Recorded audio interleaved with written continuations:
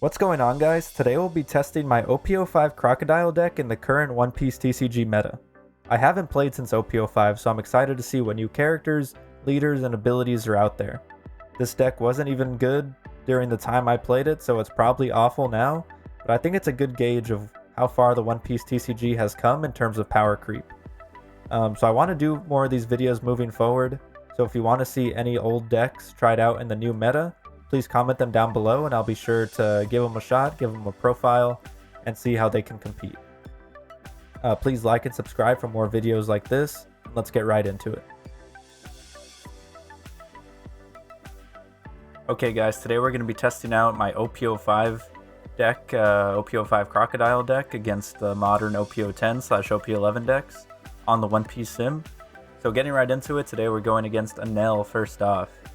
So I'm a little bit familiar with the Enel matchup. I honestly haven't played the game in about a year. That's why we're doing OP05. That's the last set that I played. So we're going to go ahead and play the Sentomaru here, get set up for next turn to be able to use the Sento ability. He swings for 5.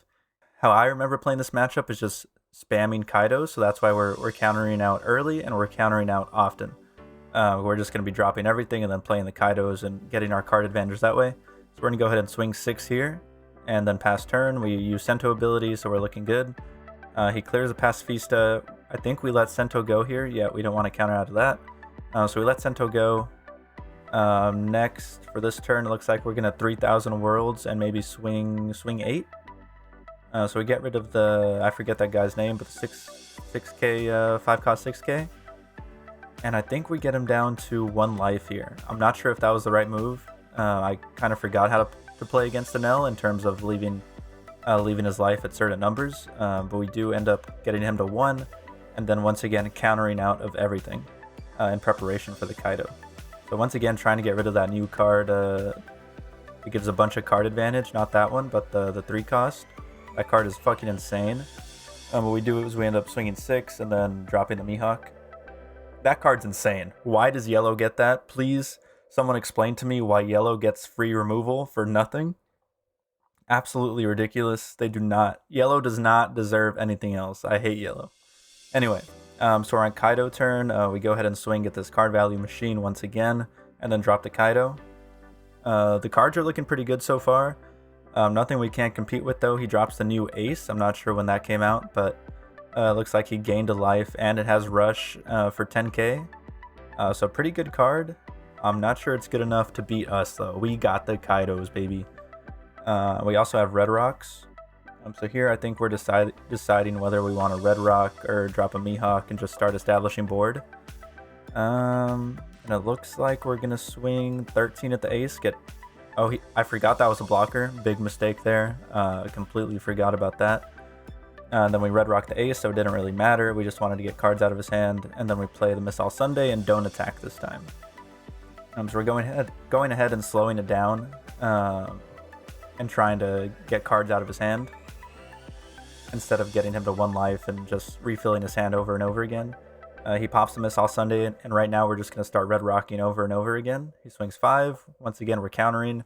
We know that the Kaidos are coming, so we're just going to keep Kaidoing as much as we can, countering and Kaidoing.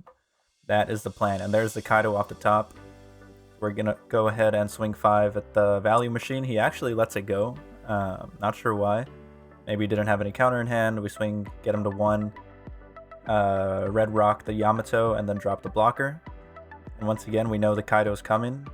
We have 1 in hand already, and we have the 4th one. No, that would be the 3rd one coming up shortly. He goes ahead and Kuzan's our blocker. I think that's a new card, but fine with me. Like, I'll take a 3rd life. We're sitting in a really good position here. He has nothing big on board. We've established the Kaido. We have a lot of cards in hand, so many 2Ks.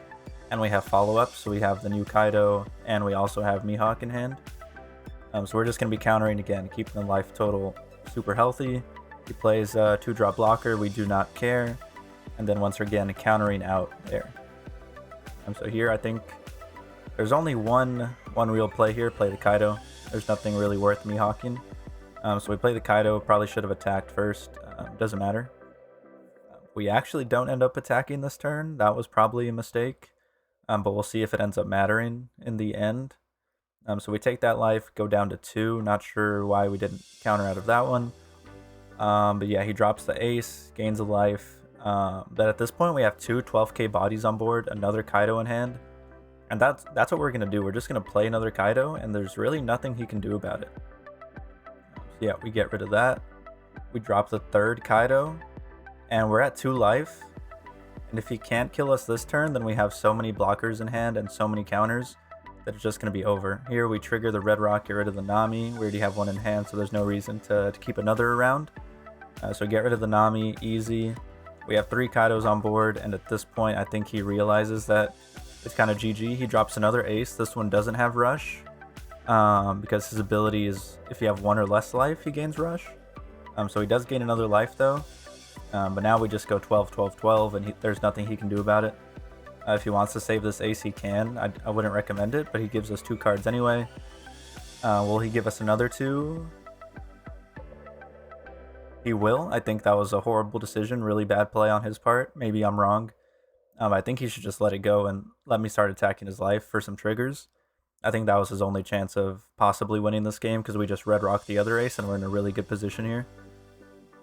3 Kaidos all Sunday, just recycling the red rocks, and at this point it's over. He has 2 life. He might survive 1 more turn after this because of the Enel ability, but honestly, it's probably over for him here. Hit him with the Kaido, hit him with another Kaido, and yeah, that's game. We didn't even need all the Dawn, and really good game there. Okay, next we're going up against Usopp. I'm not even sure what this dude does. This is my first experience with him and the first new leader on the video. So let's go ahead and see what happens. Looks like he is Dressrosa themed, which is interesting. I didn't expect... I don't know what I expect Usopp's leader to be, but Dressrosa wasn't it. But I guess it makes sense. The theme is nice because of his role in the Dressrosa arc. But he just plays 3 Searchers off the rip, which I mean, I guess, man. Our hand is really bad, so we're just going to go ahead and swing 9k at face. He takes it. We really have nothing to play. We have 2 Kaidos, 3000 World, and 2Ks. So nothing really going on. He gives us a 3000 Worlds target here. So I imagine we swing 7 and then go 3000 Worlds at face, which is exactly what we do. He counters out of it, actually. So I really don't know how to play this matchup and still don't know what he does. I didn't even hover over his leader effect. But I think we're going to find out really quickly. He plays this Rebecca, which for some reason gets a free 9k and then another free 6k for 7 Dawn, which, I mean, I guess this seems like the most powerful new card we've seen so far. Still, our hand's pretty mid. We're going to go ahead and swing 9k and then drop 3000 Worlds, clear that character Rebecca brought out, and at this point we're just losing bad. He just has a really big board presence that we haven't been able to establish because our cards just haven't been good. The CROC is just too strong. Getting that out, getting a free 9k body on board is insane. He's searching so much. He has the Coliseum on board. If we play anything, he's going to be able to attack it. So it's just not looking very good for us. He establishes Orlumbus and then another blocker. So we are in a really, really tough spot here. And at this point, I think I figured out that what Usopp's ability was. It's like if you KO something or remove something and he has 5 or less cards in hand, he draws a card. So that's a really, really strong ability. It's kind of like Rebecca, the Rebecca leader, but Usopp can attack. And if he manages his cards correctly, like, we always have to clear characters, even if we KO them or by other means, and he's getting cards off of that. So a really strong leader, I think. I'm not sure if he's meta, but if I had to guess, I'd say this is a really strong deck because of the Rebecca and because of the leader effect and the color combination. I'd go ahead and guess that Usopp is probably close to top tier. Maybe I could be wrong, maybe he sucks. Just my guess right now. So yeah, he removes the Kaido easily just with Red Rock. We're in a really tough spot. With all these little bodies on board, we can't really do much. We have nothing established, and he's just getting card after card after card. If I had to play this matchup again, I'd say I probably wouldn't attack as much, attack face, because he's just countering out and then replenishing those cards, and it's just not going well. I think I'd try to play a really slow game around the 10-drop Kaidos and go from there, because this just isn't working. With that being said, he is at 2 life and we are at 3. He just has so many more bodies on board. We're just really far behind in board presence. But we go ahead and put another Kaido on board. He has 2 Orlumbuses, so the Kaido is going to be gone. He keeps poking at me 5-5-5-5-5, which is annoying. But yeah, there's really nothing we can do here. Kaido's now a 2 cost, and he's going to remove it 100%. Yeah, he plays that Zoro. I'm not sure where that's from, but some kind of pop effect. We counter out of the 6. And yeah, we have a lot of cards in hand and a lot of options, but once again, he has 2 6Ks, 2 5Ks, and his leader can attack. We're not looking good. And he has the Coliseum on board, so anything we play, he can just kind of target it down immediately. So go ahead and take out one of his characters, Mihawk the other, and we leave him with 2 Orlumbuses and the Zoro. Still 3-2. We're not looking bad in life count and cards because of the Kaido. But just all of those pokes are going to add up eventually. And he's going to keep removing all of our big drops. If I had to guess, with 2 Orlumbuses on board, it's just not going to end well for us. Anytime there's even 1 Orlumbus on board, it's going to be a problem. 2, anything is just dead. Like anything is just a 1 cost instantly, for free. So yeah, he's just poking away. So we go down to 1 life. He's still at 2. He has 4 Dawn up. He's finally rested his characters so we can start attacking some of them. But once again, he's going to get cards off of those. Like this Usopp seems really, really strong, especially with the Coliseum. So here we're at 10 Dawn. We have Mihawk on board. Something finally stuck, which is really, really good. Because we get that extra attack and an extra 9k body. But we're down low on life, and our hand is not very good. We don't have a lot of counter. So if he's able to just kind of survive, weather this storm, he's eventually going to get to us. So we go ahead and attack with Mihawk, start clearing his board.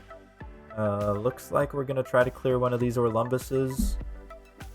That is what we do, and then 3,000 worlds, either the Orlumbus or the Cavendish. We clear the Cavendish because we figured that was card advantage, and we wanted to have as less cards as possible, obviously. So that was the decision we made, for right or for wrong. But we do end up clearing the Orlumbus with the CROC ability. So we're sitting here, we have some board presence.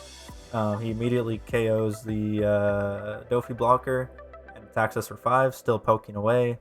It looks like the Mihawk's going to stick again. But I forgot that the Kairos gains rush. You can see me checking there, like the flashbacks coming through of playing Rebecca, dropping Luffy on me. So he instantly clears my Mihawk, and with that, that's pretty much game.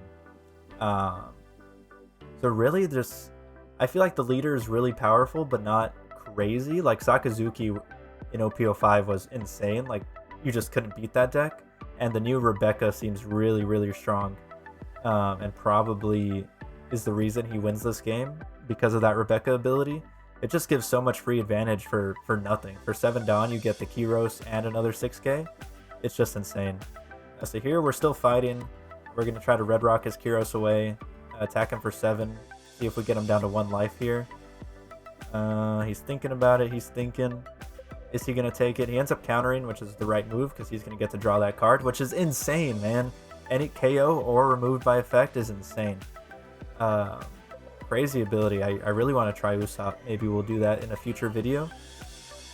But here he drops the Rebecca and gets an instant board like that. That's OPO10. That's some OPO10 shit. I don't know when that came out, but if I had to guess, OPO10. That's insane, man. Holy shit. And we can't keep up with that. Like with our cards, we just can't keep up. That's gonna be game, most likely. We can play the Kaido, get some more cards in hand, but he has too much of a board. We don't have enough counter in hand to counter out of the Kyros and the leader and the Rebecca. So it looks like this is going to be game. And even if we did survive, we have nothing with rush. So we wouldn't be able to kill him next turn. We could put up a lot of blockers. So if we had one more turn, maybe we have a chance. It's possible with the Kaido sticking around. But yeah, we just end up losing, and that's going to be the game. Okay, so how bad is the power creep in One Piece TCG? Honestly, not as bad as I thought it would be. The worst offender was definitely the Rebecca that insta gets you aboard. I'm not sure what they were thinking with that one. But besides that, the CROC was keeping up, man. Maybe even better than it was keeping up in OPO5. Shit was hard in OPO5. But maybe we just haven't played enough. I definitely want to keep making these videos and examining the meta. And keep seeing how far the power creep has come when comparing these older cards to the newer OPO9, OPO10 cards. So let me know what decks that you want to see me play. Thanks for making it to the end of the video. Please like and subscribe if you enjoyed, which I'm assuming you did if you're here. So yeah, thank you guys. Bye.